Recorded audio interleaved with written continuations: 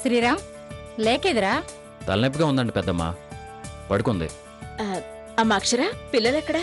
వస్తున్నారు అత్తయ్య. రాజేశ్వరి, రుక్మిణి, త్వరగా రండి.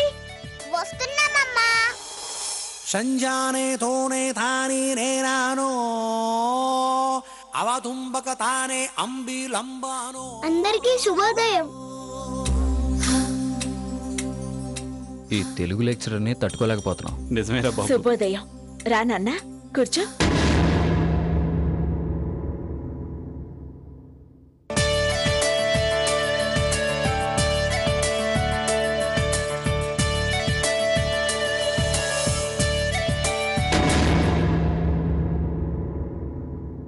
ఏంటి ఆటలకైతే ఎక్కడలేని హుషారొచ్చేస్తుంది.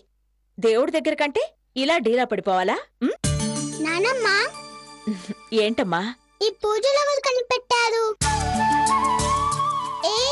ఉదయమే ఎందుకు చేయాలి? మధ్యాహ్నం చెయ్యొచ్చు కదా. నోర్మయ్, ఏదో ప్రశ్నలు నువ్వును. అడిగిన దానికి సమాధానం చెప్పకుండా తిడతారేంటి? పాపం ఏదో తెలియక అడిగింది. అది సమాధానం చెప్పే ప్రశ్న కాదమ్మా, అపరాధం కలిగించే ప్రశ్న. తప్పు మాట్లాడుతున్నావు రాజేశ్వరి.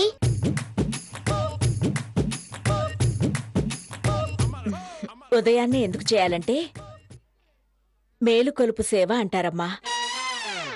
దేవుణ్ణి మేలుకొలిపి ఆయన్ని ప్రసన్నం చేసుకోవాలి. దేవుళ్ళు నిద్రపోతే రాత్రి మనల్ని ఎవరు కాపాడుతారు నానమ్మా? అయినా మనం దేవుడిని నిద్ర లేపడం ఏంటి? మనం నిద్ర లేపితే లేచేవాడు దేవుడు ఎలా అవుతాడు చెప్పు? అయ్యో ఈశ్వర్, అలా అనకూడదు. అపచారం. కళ్ళు పోతాయి ఈశ్వర్. రేయ్, నీ వాగుడాపి వచ్చి కూర్చో. ఇవాళ దేవుడు లేడంటున్నాడు, రేపు మనల్ని మీరెవరు అంటాడేమో. ఏం పిల్లాడో ఏమో.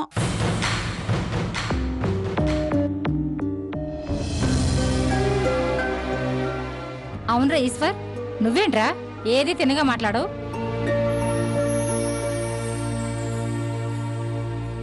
సర్లే అక్క, ముందు పూజ కానివ్వు. పిల్లలు రండి, కూర్చోండి, దండం పెట్టుకోండి.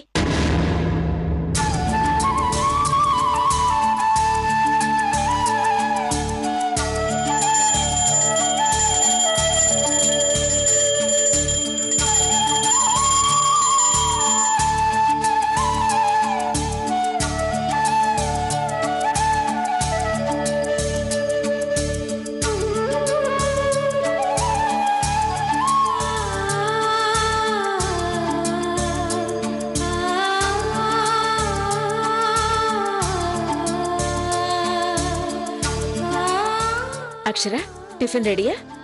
ఒక హాఫ్ అన్ అవర్లో అయిపోతుంది అత్తయ్య. పిల్లలు, ఇప్పుడు మీరు వెళ్ళి చక్కగా పుస్తకాలు తీసి చదువుకోవాలి.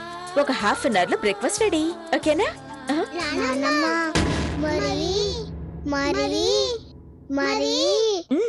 బ్రేక్ఫాస్ట్ రెడీ అయ్యేలోపు బయటికెళ్ళి ఆడుకుంటా నానమ్మా. ప్లీజ్ నానమ్మా, ఇదేగా మీరు చెప్పేది? మా బాబాయ్ కేక కరెక్ట్ గా చెప్పాడు. మా నాన్న ఎప్పుడు అంతే. అంటే చిన్నాన్నగారు దైవాంశ సంభూతుడు అన్నమాట. అరే, నీకు దండం పెడతారా? ఇలాంటి కొత్త కొత్త పదాలు వాడి నన్ను కన్ఫ్యూజ్ చేయకు. దైవాంశ సంభూతుడు అంటే ఏంట్రా? నేను చెప్తా కార్తికేయ గారు. అరే వదిలేరా, నువ్వు వెళ్ళి ఆడుకో. ఈసారి ఎప్పుడైనా డీటెయిల్ గా మాట్లాడుకుందాం. ఈడుంటే మనకే క్లాస్ పీక్తాడన్నయ్య. Okay okay okay. జాగ్రత్తమ్మా, రోడ్డు మీదకెళ్ళి ఆడుకోకూడదు. రోడ్డు మీదకెళ్తే ఏమవుతుంది నానమ్మా? కార్లు, బైకులు అవన్నీ వస్తాయి కదా. రహదారులన్నీ రక్తసిక్తమైపోతున్నాయి. అంటే ఏంట్రా? ఏం లేదు లేరా, యాక్సిడెంట్స్ అవుతాయంటున్నాడు. అవన్నీ కాదు గాని నాన్న, టీవీలో చూస్తున్నారు కదా, చిన్న చిన్న పిల్లల్ని కిడ్నాప్ అవి చేస్తున్నారని. అవి మరీ ఎక్కువైపోయాయి కదా అందుకని.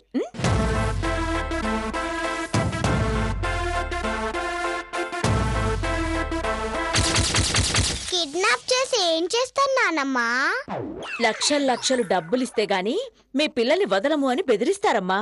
అట్లా బెదిరిస్తే మీరిస్తారా? ఎందుకివ్వమమ్మా? ఈ బంగారం కోసం ఎన్ని లక్షలైనా ఇస్తాం. రాజేశ్వరి, రుక్మిణి వెళ్ళి మీరు ఆడుకోండి. ఉదయాన్నే కిడ్నాప్లు, యాక్సిడెంట్స్ ఏంటి? వెళ్ళి మీరు ఆడుకోండి.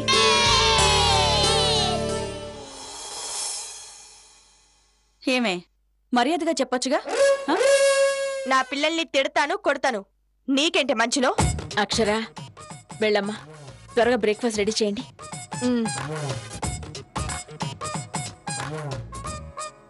దీని బుద్ధి మాత్రం మారదు.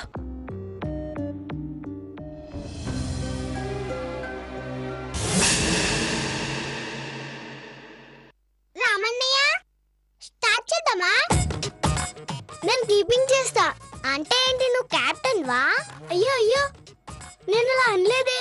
మరి కీపింగ్ చేస్తానంటున్నావు. కీపింగ్ చేస్తే కెప్టెన్ అవుతారా? మరి ధోని కాలేదా? నేను ధోనిలాగా కాదులే, నేను మామూలు కీపర్ని.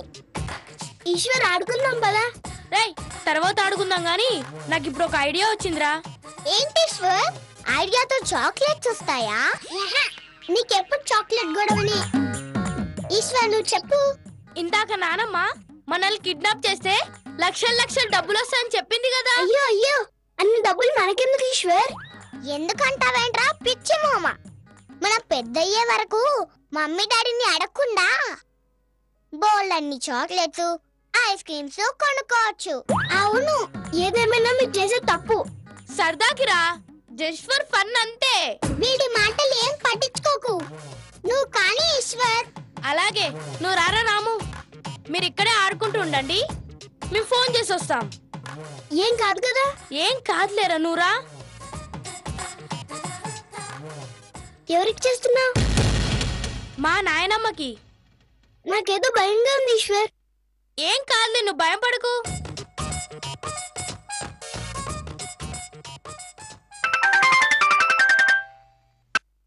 హలో హలో, ఎవరు? మీరెవరు? మేము కిడ్నాప్ అల్లం. మీ పిల్లల్ని మేము కిడ్నాప్ చేశాం.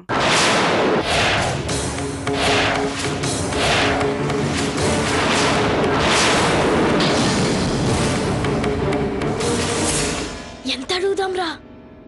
నాకు తెలీదు, నీ ఇష్టం. 10 lakhs ఇస్తే వదిలేస్తాం.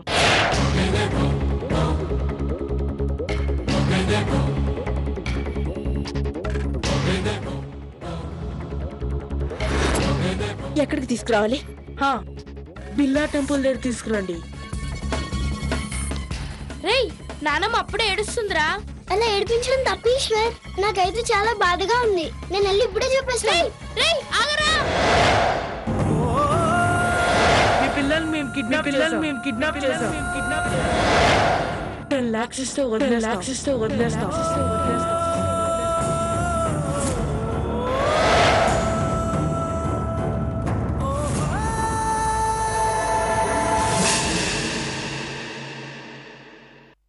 ఇప్పుడు ఏం చేద్దాం శ్రీరామ్?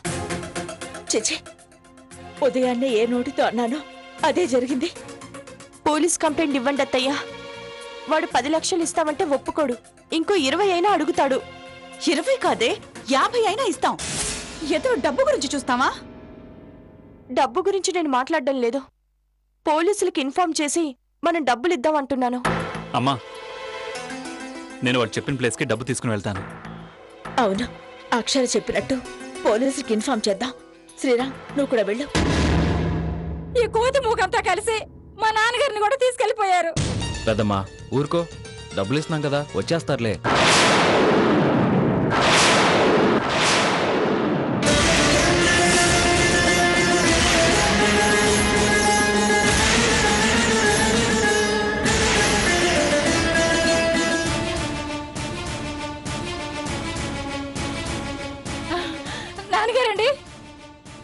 నాన్నగారండి, వచ్చేసారా నాన్నగారండి? రండి నాన్నగారండి, కూర్చుందిరు కానీ రండి. భగవంతుడు ఉన్నాడు నాన్నగారండి. మంచి వాళ్ళని ఏం చేయడు.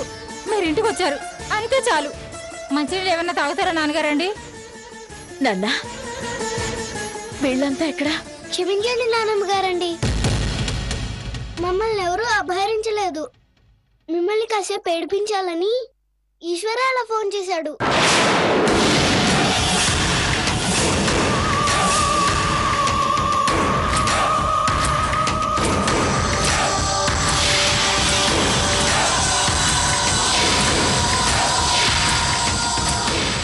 పెద్దవాళ్ళని గౌరవించాలని, కంగారు పెట్టకూడదని నేను ముందుగా సమాచారం ఇస్తున్నానండి. ఈ ఈశ్వరాలరి రోజు రోజుకి ఎక్కువైపోతుందమ్మా. నేను చెప్తే మీరు వింటారా? వాడు తులసి వనంలో గంజాయి మొక్కలా తయారయ్యాడు. బాగా చెప్పారు. బుద్ధులు ఎక్కడికి పోతాయి? నువ్వు కాసేపు నోరు మూసుకుంటావా? ఎందుకు మూసుకోవాలరా? ఇప్పుడు అదేమందని? నాన్నమ్మ గారండి, అనవసరమైన ఆవేశం అనర్థదాయకమండి. రేయ్ నువ్వులరా, లోపలికెళ్ళు. వెళ్ళమన్నానా? అలాగే అమ్మా.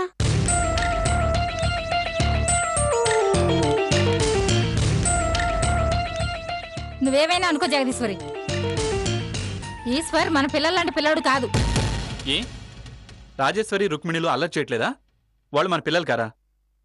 అర్థం లేకుండా మాట్లాడకమ్మా. వద్దులే అన్నయ్య, పెద్దమ్మ కరెక్ట్గానే మాట్లాడింది.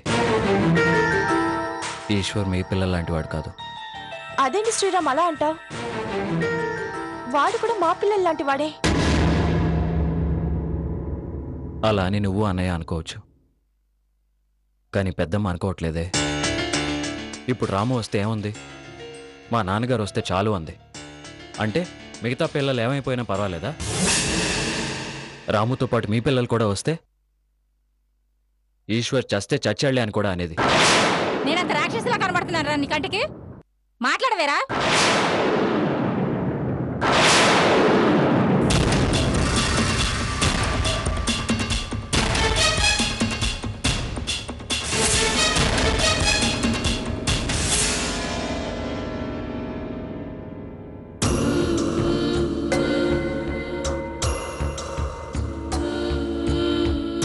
వీడిని రే శ్రీరామ్, వద్దురా, వదిలే. పిల్లలు వదిలేనయ్య, వీడితో రోజు రోజుకి పెద్ద తలనొప్పి అయిపోయింది. వీడిని ప్లీజ్ వదిలేరా, చిన్న పిల్లలరా. ఏంటే ఆడుకుంటామని మీరు చేసే పిచ్చి పనులివా? మిమ్మల్ని అక్షర ఊరుకోమ్మా, పాపం వాళ్ళేం చేశారు? అంటే ఈశ్వర్ ఒకటే తప్పు చేశాడనా? అదేం లేదు, వాడితో పాటు మేము ఉన్నాం. ఏయ్ ఎందుకు మీరు అబద్ధాలు చెప్తున్నారు? పాపం మీరు ఆడుకుంటున్నారు కదా. నీకు తెలీదు, నువ్వు ఊరుకో. అవును, రామన్నే ఏడి? ఇట్రా ఈశ్వర్.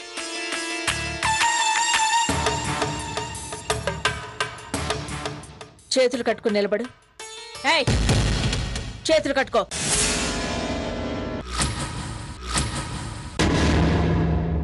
ఏంట్రా చూపు? శ్రీరామ్, శ్రీరామ్ నువ్వు ఊరుకో. ఓయ్ నువ్వు ముందు చేతులు కట్టుకుని నిలబడు. నీకే చెప్పేది, 2 నిమిషాల్లో చేతులు కట్టుకుని నిలబడు.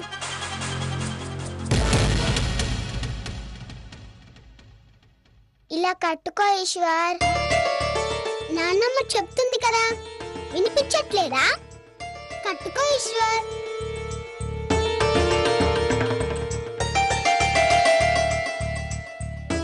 ఇంకోసారి ఇలాంటి తప్పు చేయవు కదా? అసలు ఏమైందంటే నానమ్మ, ఏయ్! మరోసారి ఇలాంటి పిచ్చి పిచ్చి పనులు చేస్తే నేను హాస్టల్లో వేస్తాను, జాగ్రత్త. వద్దు నాన్నమ్మ, ప్లీజ్ ఈశ్వర్ని హాస్టల్లో వెయ్యొద్దు. మరి ఇలాంటి పనులు చెయ్యొద్దు అని చెప్పండి. చెయ్యలేమ్మా.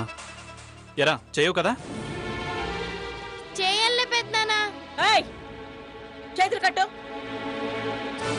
శ్రీరామ్ ఏంటమ్మా? నువ్వు వెళ్ళొక నోట్బుక్ తీసుకురా. వీడి చేత ఇక నుంచి అలాంటి పనులు చెయ్యను అని 100 సార్లు రాయిస్తాను. రాస్తాడు. ఏ మా ఈశ్వర్కైనా భయమే ఏంటి? ఏ ఈశ్వర్, రాస్తావుగా? అలాంటి పనులు చేయడానికే భయం పడలేదు, ఇంకా రాయడానికి నేనెందుకు భయం పడతాను పెద్దమ్మా? చూసావా వీడి పొగరు? వీడిని నిజాయితీగా ఒప్పుకున్నప్పుడు దానికి మెచ్చుకోవాలి నాన్న. మెచ్చుకోండి, మెచ్చుకొని మేకతోలు కప్పి సన్మానం చేయండి.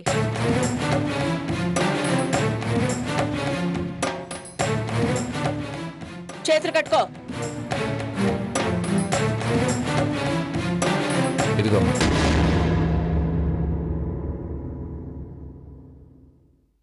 దీంట్లో 100 సార్లు రాయి. రాసేటప్పుడు కాలర్ మీద చెయ్యి పెట్టావనుకో ఇంకో 100 సార్లు రాయిస్తాను. మేడం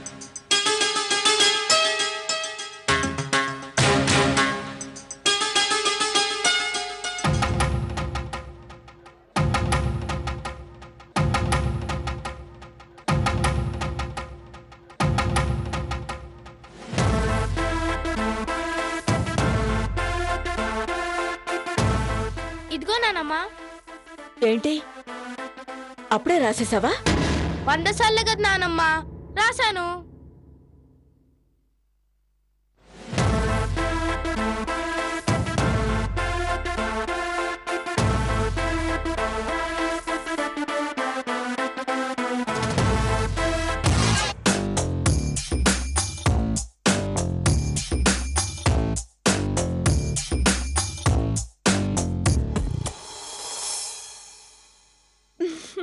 ఏంటమ్మా నవ్వుతున్నావు?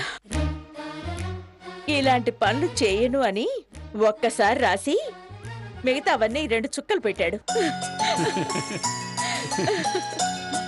తప్పవే.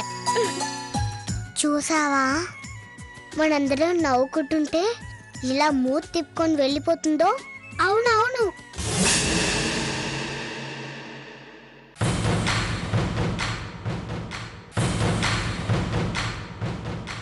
ఏంటి నన్ను రాజేశ్వరి నాన్నమ్మ రేఖ పెద్దమ్మ ఒకలా చూస్తున్నారు? ఎందుకని? మొన్న కూడా ఇంతే, బుద్ధులు ఎక్కడికి పోతాయి అంది. ఏమై ఉంటుంది? నన్ను క్షమించు ఈశ్వర్. ఎందుకు క్షమించాలి? చేసిందంతా చేసి సారీ చెప్తే సరిపోతుందా? అసలు ఇంటి వైపుకు రాకుండా ఉంటే ఇదంతా జరిగేదా? అది కాదు చెల్లెలు రుక్మిణి. రుక్మిణి అని చాలు. కళ్ళెదురుగా జరిగింది అడిగినప్పుడు చెప్పకపోతే మనం నరకానికి వెళ్తామంట. నరకంలో వైతరిణి అనే నదిలో పడేసే శిక్ష పడుతుందంట. పన్ని ఈదుకుంటూ ఒడ్డుకు రావచ్చు. ఎండిపై ఉంటుందా? చీము, నెత్తురు, తల వెంట్రుకలు అన్నీ కలిసి నదిలో తోసేస్తారు.